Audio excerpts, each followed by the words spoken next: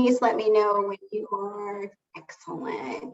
Hello again, everyone. Thank you all so much for being here. And I'm just super, super excited to be back with you. Last time we were here, it was in June. I was incredibly pregnant and I am now 29 pounds lighter, have a very happy baby boy upstairs, and I am super stoked to be back here with you. Today we have Heran Getachew, who's former director of investments at Emerging Capital. I'm going to read her bio super quick, and then we're going to jump into questions. I hope you all also have questions for her because she is a font of knowledge, having been a very recent LP, and I'm just so happy that she's here with us. So Heran is an investment professional with experience in leading transactions, financing, and investments across venture capital, growth equity, private equity, debt, and ESG asset classes in organizations ranging from first-time funds to Fortune 100 banks. Most recently, she served as Director of Investments at Heran Capital, where she led portfolio construction, screening, evaluation, due diligence, negotiation, execution, and portfolio monitoring for all investments across asset classes and sectors for this fund of funds. In this role, she invested in top performing venture, growth equity, and private equity emerging funds who are committed to investing with an ESG lens. Her leadership in deploying capital and fundraising led to the doubling in size of this first time fund. I could go on in reading her bio, but I think the last part of it is the part I love the most. Heran is passionate about entrepreneurship, design, wellness, and promoting equitable and inclusive systems. And I think that is why I am her friend. We actually met a really long time ago in 2013 when she was applying to business school and I was going to be her 14 Foundation mentor. And then we just wound up staying in touch. And so I'm just super, super grateful that she is here. So welcome, Heran. I will also say that Heran is not representing the views of Emerging Capital. She is just giving us her information and based on her experience as an investor and as an LP. So the first question that I have for you is, knowing that there are a lot of different types of LP structures out there. People are familiar with pension funds, they're familiar with family offices, endowments, foundations. I too was at a fund of funds, and I wanted to get from your perspective what you think the biggest difference is between a fund of funds and these other types of LP strategies, and what do you think is at stake that GPs need to keep in mind? Thanks for having me, Vanetta. It's really good to be here. And like Vanetta said, we've been friends for a long time, so it's great to see our paths, professional paths, cross finally after so many years. But to answer your question, that's right. I was at a fund of funds, which is, essentially has the same objectives as any other type of LP, right? We're all looking for returns. But we are essentially promising our LPs that we're able to find either fund managers or strategies that they can't see. So we're looking, right, with some sort of special lens. In our case, we're saying, okay, maybe you're trying to learn more about the ESG space, or you're trying to learn more about diverse fund managers. Perhaps your pension, endowment, or foundation check sizes are so large, right, that you can't even get access to these smaller funds, or perhaps you're new to impact investing, so you're not as sure about, who is really a real impact investor or who are the good fund managers out there. So usually fund of funds are investing on behalf of LPs, and we're charging a fee ourselves, right, because we're able to provide some sort of advantage. So I'd say that's one difference is, we also have LPs, which usually are the pensions, endowments, and foundations, but we're helping them become better investors or better fund manager selectors. I'd say another difference, or maybe one factor to consider, is that we're also fundraising, right? So like the funds we invest in, we have to go out into the market with a specific thesis, a strategy, a specific portfolio construction, right? And then we're promising our LPs we're going to be able to find you these kind of funds, but also provide you with high level of returns. So, similar to you, we're also out in the fundraising world, while we're deploying capital, and we're being assessed by our performance. So whereas a lot of these larger LPs, for example, if you're at a teacher's pension fund or a firefighter's pension fund, your income into that fund isn't because you fundraise, right? It's because there's teachers who are electing to save their retirement assets with you. In the case of foundations, it's either the programmatic side of the foundation is driving, right, some sort of income into the investment arm, or perhaps you're going off of donations, but you're not really being assessed by another set of LPs who are seeing how your returns are performing, right? I don't think teachers pull out their retirement funds when their LP has, a few down years, right? Whereas for us, we're constantly raising funds. So if we're not performing as we promised, or, executing on the mandate that we have, then our LPs can choose not to reinvest into us. So I'd say that's something to keep in mind, as we're driven by the mandate that we set out to fulfill, but also by the returns that we're promising. And so, for us, our portfolio construction is important, our selectivity is important. And I'd say another difference is that perhaps for the larger LPs, right, they may have more flexibility, either in terms of raising new funds or new strategies internally, or just because they're so much larger, right, in terms of how many funds they can go into. Whereas for us, I would say, if at my previous firm, we had a mandate of going into venture, growth equity, and private equity, right? So we're really looking for, okay, who are the top funds that can fit this asset class profile? And let's say we invest into, let's say 20, right? 20 fund managers. If those fund managers are doing well, we'll just reinvest into them the next fund cycle. So it also becomes harder for us to invest into new managers unless our fund size is increasing. So I would say, just in terms of fundraising, it's good to be aware of what that fund of funds strategy is, what their portfolio construction looks like, right? We're trying to diversify across a number of factors, including asset class, right? Including probably the impact theme. So we were investing into 4 different impact themes. So there's a few factors that you're trying to get right for your portfolio, whereas a larger LP might have really more unlimited capital and maybe is more flexible in terms of, 1 year they can put a lot of money into venture and then the next year they pull back. Whereas for us, we're really trying to stay more committed to our original portfolio construction. That makes perfect sense. And I think the most fascinating, positive and negative about being in a fund of funds is being in that sandwich of not only are you deploying, you're also raising. So I think being in that seat makes it, should, I think, make it easier for GPs to understand, but does put a good bit of pressure on the folks who are running the fund of funds. But so in terms of talking about portfolio construction, what were you all looking for in terms of the funds that you wanted to invest in? And in your due diligence process, was there anything that you found managers surprised by?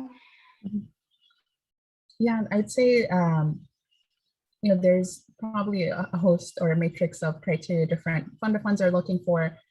Generally, there's some common themes that I can touch on here. For us, because we were ESG focused, looking at the impact, what impact thesis did they have? What was their theory of change, or what area were they really looking to focus on was important for us. But outside of impact, all LPs will look at what your investment strategy is, right? So what's the thesis that you're essentially going out to the market with? And then for the portfolio construction, as you mentioned, what's your average ticket size? What kind of ownership stakes are you taking into the companies? And what kind of metrics are you using to measure the success of those companies, right? I'd say in terms of surprises, I'll layer on the surprises as I go along in talking about the criteria. I think a lot of emerging managers are surprised by how much of an in-depth analysis I did in terms of their portfolio construction, right? So I think when you're going out to market, obviously you want to have a really good story, right, of why you're going to invest with this kind of thesis, and how your background ties with that, right? But then I think the connecting piece, or the line that you're looking to make between these two dots, is your actual execution of that thesis. So, okay, if you're marketing and saying, we're the premier seed fund focused on ed tech, right? But then when I look at your portfolio construction, if more than 50% of your, let's say, portfolio is into, Series A and Series B, and then you have some seed, and then you have a ton of pre-seed in your portfolio, right? How are you defining yourself as a seed firm? Or if you're saying you're focusing in ed tech, but most of your investments are actually into, let's say, health tech, right? Then it's really tying the line between your thesis and the actual portfolio construction. The other component I would say is in terms of your management team, I think it's a little bit different than when you're looking at startup founders, right? Because in a lot of cases, startup founders don't necessarily have to have a background in that space, right? It could just be a personal pain point they experienced, or they're just curious about the space and they're disrupting this industry as an outsider. Whereas for looking at funds, we're really looking to see, why are you poised to execute this thesis and strategy, right? And based on your professional background. So is it that you work at a larger investment firm, right, as an investment team member? Is it that you were an angel investor? Is it that you were an entrepreneur and sold your company, therefore you really, know how to support entrepreneurs at that, let's say, pre-seed stage, right? So what is it about your history that makes you really the best candidate for the strategy? And then in terms of overall team itself, it's, how does your team composition enable you to stand out, right? What is the different skill sets you have on your team? What are the different competencies? And what does that mean in terms of your thesis, right? So if you're a fund that's focused on, let's say, commercializing startups that are coming out of R&D centers or out of university labs, right? Is it a team of PhDs who really understand the tech side and the business side, right? That makes sense for that kind of thesis, right? Versus if you're a fund that's, let's say, in the growth of private equity stages, you have that experience of enabling companies to scale or to exit, right? Working on those late stage deals. I think it really matters where your background is, because I think one, area that we look at as LPs is how tied your experience is to the thesis. So in some cases, we'll have funds that are started by angel investors, right? Which is great experience to have. But then they're raising a growth fund that invests in Series B and C. But those kind of companies obviously need a different type of skill set and support than angel or pre-seed stage investors. So it's really tying out your history with how you're moving forward in your future. And then I'd say your track record is important, which I know for first-time funds, you need the chance to prove out that track record, but whatever it is, whether it's your previous investment firm, your angel track record, your track record of somehow supporting companies or working in an incubator or a lab, right? I think that part's a little bit different than startups, which is, again, tying it back to, if you're taking other people's money, right? This is not your money anymore, then why should they trust you to execute on that thesis? And then I would say the last part is the operations piece, right? Which is to be an investor working at another fund, you just get to do the fun part of investing, right? Which is the screening, the diligence, the closing out the deal.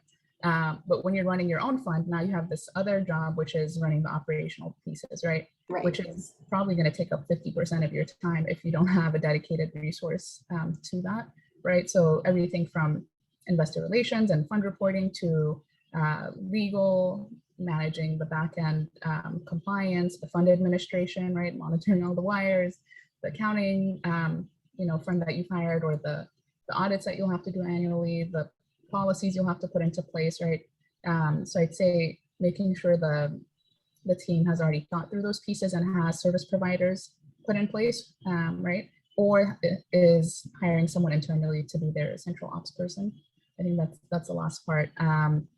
And then I'd say the final piece for us, because we were more of an institutional fund of funds, we also looked at which other LPs invested, but that's not as, I would say, much of a deal breaker as these other pieces.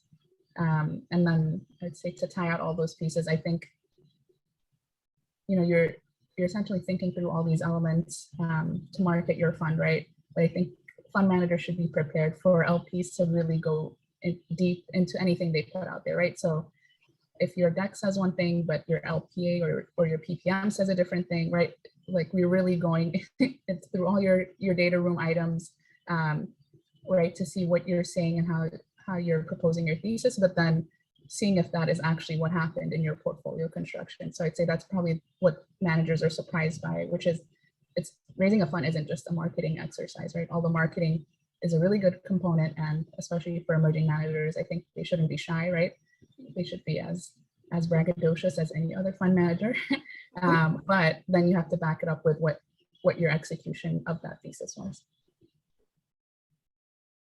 So I have another question for Heran, but I obviously want to give everyone a chance to jump in here. So I'm actually going to hold my question as it is related to one of the things you mentioned about investing in startups as well as investing in funds. But I'm going to pause here and see if anyone has a question they would like to get in before I ask my last question.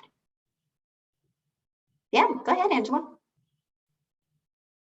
Sorry, so it is truly a burning question, and thank you very much for sharing your expertise. That it's truly appreciated. So I'm an LP, and I have a real interest in emerging managers. And I guess my question is around, we know that emerging managers offer the best returns in the long run because they're hungry and they're active and they're, you know, if you have $1 billion fund, you're just not as hungry as when you had a $100 million fund, right? But how do you, as you're selecting managers, kind of how do you pick the winners, right? And then as an advocate for emerging managers, how can I be helpful to them, as I know that those first few investors are so important, and we do tend to seed new managers, but I just love to hear about, you know, how do you identify them and how do you support them? That's a great question. I'd say in terms of how do you pick the winners, I think it's all the points that I mentioned earlier. I'd say in the field of emerging managers, there's a ton of emerging managers who are classified this way because they haven't had a chance, right, to actually go out and raise their fund, but they actually have investing experience. So I think, you know, the folks that were at corporate venture funds or incubators and labs and who just didn't have, right, the team members in place or, you know, the risk appetite or, you know, whatever factors that prevented them from starting their funds, those are ones that we think are most likely to win. And then there's obviously outliers of folks who are more new to the space. So I think it depends on, as an LP, where you fit in, right? If you're a high net worth and family office, you obviously have more of a risk appetite and are willing to be that seed investor into the fund so that they can prove out their thesis and returns and build their track record versus more institutional LPs. I'd say in terms of picking the winners, the hunger factor is correct. You know, after the fourth or fifth fund, I think fund managers are probably, you know, closer to retirement or they're grooming the next generation of investors. And it's really how do they translate their hunger into the junior team members, right? And actually train them to be just as hungry as they are. I'd say in terms of the support factor, if you yourself, you know, don't have maybe the risk appetite or the mandate, I think the two best ways that I've supported fund managers is giving them feedback, because there's obviously a ton of no's that we gave, and we can't invest into every fund, even if they're amazing, because we have a limited number of checks that we can write, right? So I'd say giving honest feedback, asking if they want feedback, and I'd be happy to have a 15-minute like debrief call and just help them think through, okay, you know, this is what resonated, or these are the holes that I saw, or this is the gap that I see. And then for the folks that, you know, take the feedback, or you think, actually, this is a really good fund, I just, you know, already have another fund that has the same strategy, then I would actually introduce them to other LPs that might be interested, because, you know, the world of LPs is a cloudy mystery where most LPs aren't listed publicly. So I think just even introducing folks, or, you know, having the double opt-in of, hey, this really amazing fund manager I met, I think they fit your thesis. Would you be open to an intro call, or would you want me to share their deck with you? I think that's been a really good act of goodwill in the community. Thank you. I love that, and especially in terms of advocacy for emerging managers. It's not because I've decided to make it my job, but just because as a woman, as a person of color, I love advocating for those who have perhaps not historically, you know, gotten opportunities that others have. And I think Some of the work that I know you've done, Heran, you've translated that not just into your professional work, but also as an angel investor. And so one thing I'm curious to know, because you do have a very unique stance in having looked at deals in the way that the GPs would have, and also having been an LP in evaluating GPs, what are some of the sort of most notable sort of similarities? Actually, I'm more interested in the similarities than the differences here, because I think the differences are a little bit on the obvious side. But what are some of the commonalities between looking at a deal and looking at a fund? Yeah, that's a great question. And you're right, I was at a corporate venture fund before looking at deals, and worked in angel investing as well. I'd say the similarities are,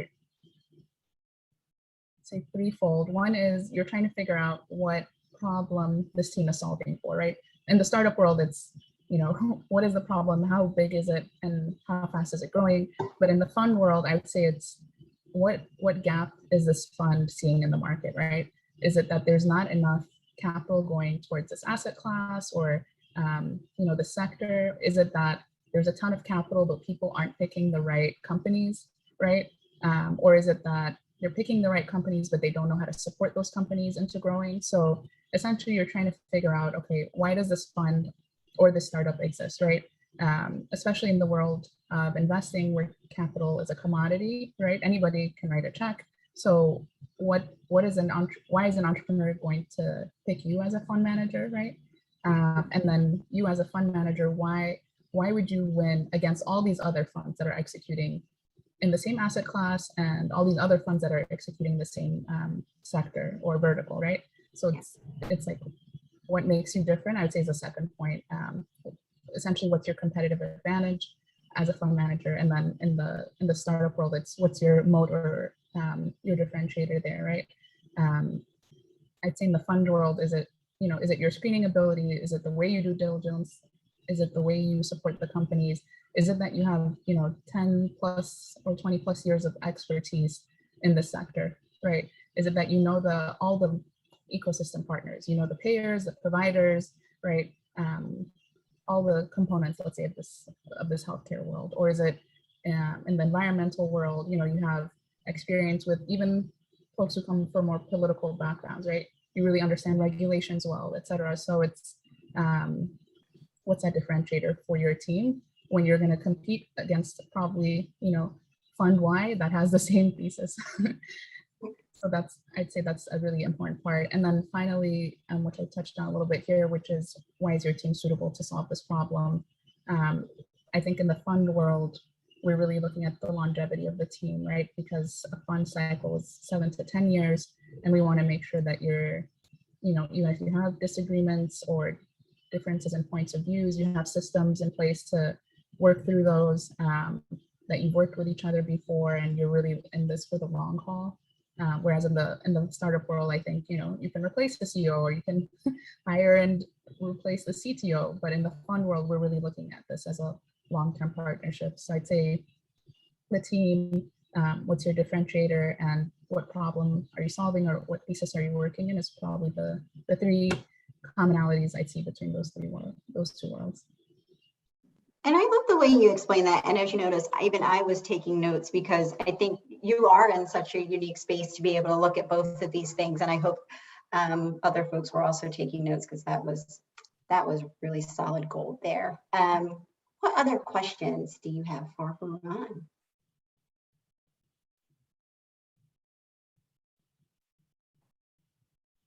Hey, Ron, this is Rustin. So I'm now, as Vanetta probably told you, doing work with startups and also with some VCs, and focus primarily on kind of underrepresented founders, women, people of color. It seems like there's been a kind of renaissance of sorts of kind of a lot of new funds coming out. How do you evaluate those and kind of sift through, I wouldn't call it noise, but just the increased volume of the number of funds that are trying to address the very large problem of only 2%, less than 2% of people of color, and less than 4% of money from the VC world going to women. So how are you sifting through that and trying to pick winners in that environment? That's a good question. I'd say, tying back to the last point I made on the team and how long-term of a career path is this for them, right? I think there's obviously a really large gap in the market, and that's why you see this influx of fund managers and even entrepreneurs trying to solve this problem of the lack of access to funding, both on the entrepreneur side and the fund manager side. In terms of how do you sift through the noise, I think that team and motivation, and even what Angela mentioned in terms of drive piece is really important, because what one of the elements I'm looking at is this a hobby for this person, or is this going to be their career for the next 50 to 60 years, right? There's folks who have a lot of money, right? In all industries and all professions that I never thought would ever become fund managers, right? So I would ask them the same set of questions, right? How does your, whatever career it is, your singing, your acting, your athletic career, your career as a mayor, whatever you did in the past, how does that translate to your ability to find the best deals, to screen them, to diligence them, to support those companies, right? So what about your history makes you really excited about companies in this sector, in this asset class, right? I think it's one thing for you to be an LP and say, I'm going to start giving money to investors because I see this gap in the market. It's another thing to say, I can actually do all these things that investors who've trained for so many years can do, right? Investing is a skill set that you develop. It's, backed by classes you've taken, right? There's just like acumen you should have, right? Whether it's finance and accounting classes, working on Wall Street or working with startups, right?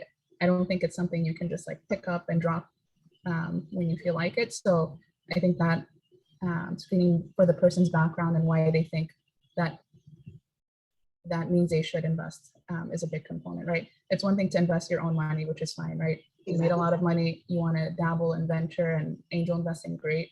But if you're asking for other people's money, which includes money from, right, pension funds and folks that are retiring whose livelihoods depend on these, or whose retirement will depend on these returns, then you really should be able to position yourself as being of equal caliber of an investor as the investors who've been in the industry, right, and who've trained for this profession. That's one. I'd say the other part is, similar to the points I brought up earlier, which is just assessing how thorough their pitch is and their data room is and all the materials are in terms of, going back again to what's investment strategy, what's their execution strategy, how are they going to differentiate themselves, right? What's their track record? All these questions, right, still apply to folks who are coming in from other industries. And I think that's the more in depth you go, right? And the more layers you peel, the more you see whether this is, okay, this is something that I hired an external consultant to like put together my materials for, versus I can actually answer in-depth questions about. So I'd say that's the way you differentiate it. It's definitely, great to see more folks in the space, but I think there's a lot of fads that come in and out of the market, and that definitely is the case in the financial services field too, right? And that's what leads to, unfortunately, either bubbles that are gonna crash, or if the wrong set of people or the inexperienced set of people who maybe aren't really committed to this long term get capital and they don't provide the returns, then it actually puts a bad taste in LPs' mouths for supporting diverse fund managers. So I think that's really the danger of this influx of folks who aren't really committed to making this their life career choice. Right. Yeah, I couldn't agree more. David, I think you had a question next. Yes, I was wondering if you could talk about your favorite find at Illumina Capital, maybe a firm that you're just super excited about, got off to a great start, and tell us all about it. Sure. So I think one of my favorite finds at Illumina Capital is a fund run by a diverse team who's Latinx background. They invest into seed stage companies across a few sectors, including fintech, edtech, and mostly enterprise IT. They had already raised a first fund by the time we were looking at investing into them again. And it was really interesting because they used, the second partner had a PhD in decision analytics. And so he used his background in, this really, in-depth way of analyzing portfolio outcomes. So he applied it to the startup world where he, used all these different types of calculations and probability weighting to assess whether a seed stage company is likely to hit, X target. And I think for the seed stage asset class, it was just rare to see someone try to use math and more of an analytical or rigorous approach to selecting their companies. And then I'd say the interesting part is that their first fund was already a top decile fund, which means they're the top 10% of returns for their asset class for that vintage year. But they were still having trouble raising in the market. And that really just speaks to the bias that you see in the market, where even if you outperform, there are LPs that can overlook you because you don't come from the typical background or don't look like the typical investor that they see. But they already had, I think at that point, about 4 unicorns in their portfolio, which meant, these companies had reached over $1 billion in valuation.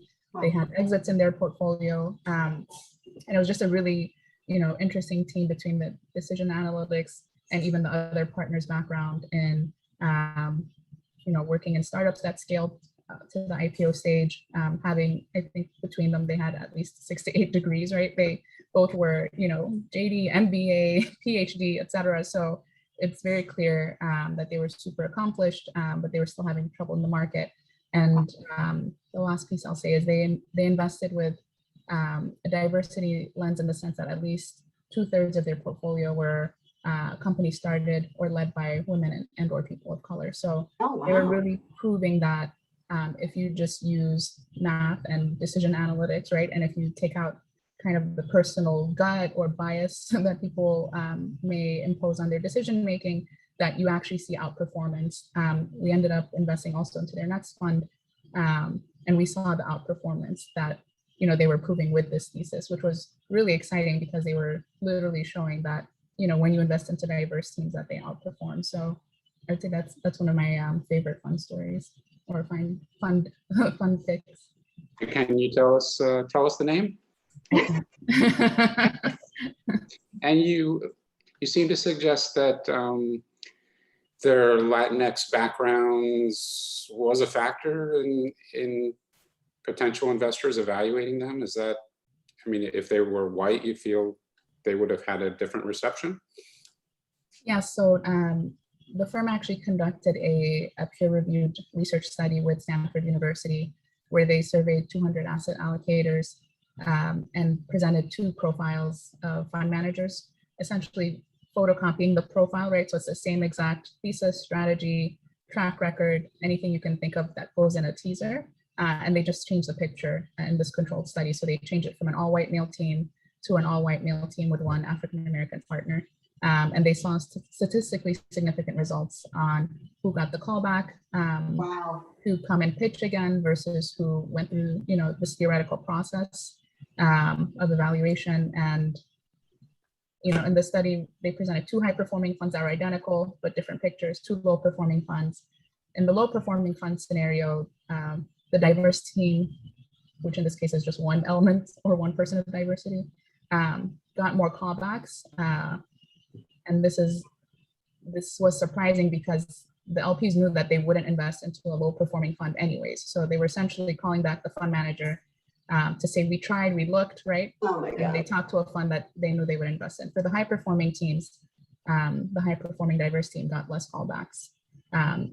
And then when they gave qualitative feedback on why they didn't invest into the high-performing diverse team, they had questions coming out about the team's track record, the team's ability to execute, the team's readiness, all these questions that come up, even though the profile and the materials provided were the exact same. So this was a peer-reviewed paper that showed, people's line of questioning and their decision-making changes just based on not even meeting the team, right? Just a picture change. And this didn't even Wow. account for gender diversity, right? Or, diversity of more than one team member. It wasn't even like half the team was diverse. It was one person on the team was diverse. So it showed that, there are a lot of LPs, whether they know it or not, who are looking at fund investors differently based on who and what they look like. I was actually going to say, I love when data proves us right, but now I'm going to say, I hate when data proves us right, because that's really awful. Anne-Marie asked if the report is something that can be shared. I'm pretty sure it was made public, right?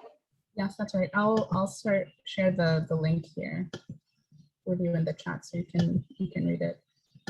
Thank you. Well, as infuriating as that is, I want to lift things up just a little bit by getting in one more question, which is, what advice can you give to first-time managers specifically, especially when they're feeling a little bit down? How can they keep going? I'd say fundraising is a long road, right? Unlike the startups that can take, like let's say a few weeks to 3 months to maybe even 6 months to raise their round. Fundraising as a GP, especially for first time fund, on average that I've seen, takes anywhere from 18 months to around 2 years, and that's really because you're proving yourself and you're trying to show that you have this track record, and it's convincing the first round essentially. If you were comparing yourself to a startup, it's really your pre-seed or seed stage is likely going to be harder for you to raise than your A or B, because you're asking for the people to really take the most amount of risk, which is in your first fund. So I'd say the advice I have is, don't be hard on yourself if it takes longer than you think. It is going to take a long time, right? I would say try to have a first close, and then try deploying some of that capital so that you're actually showing, okay, we did invest, and we invested according to our thesis, right? Which matches the strategy that we told you, and this is what our portfolio actually will look like.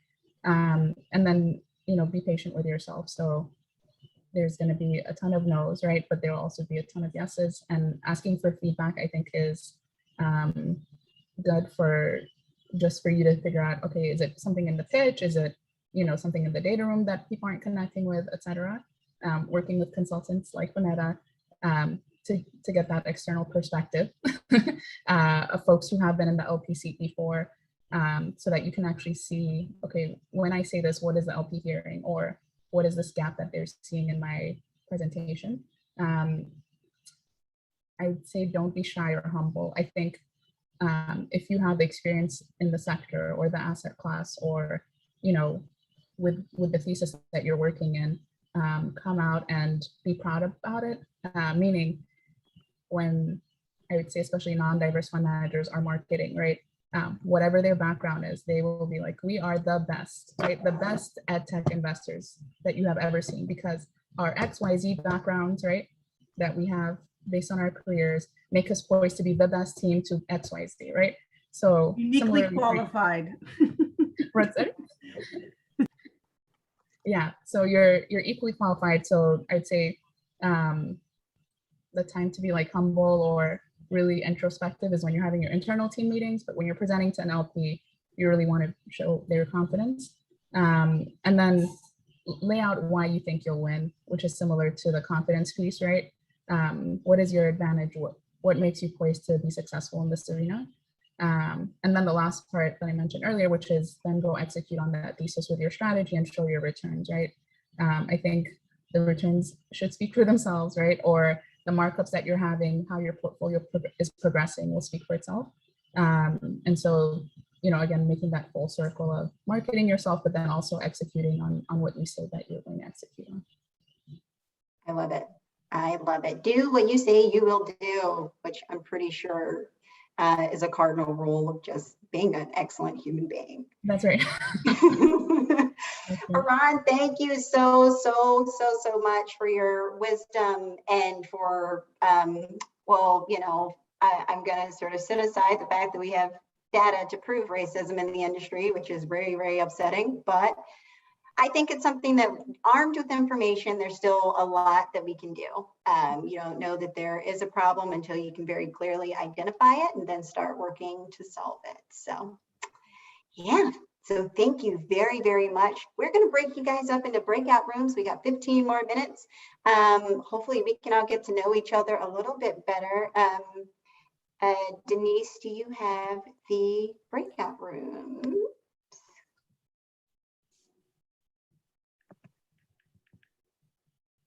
Excellent.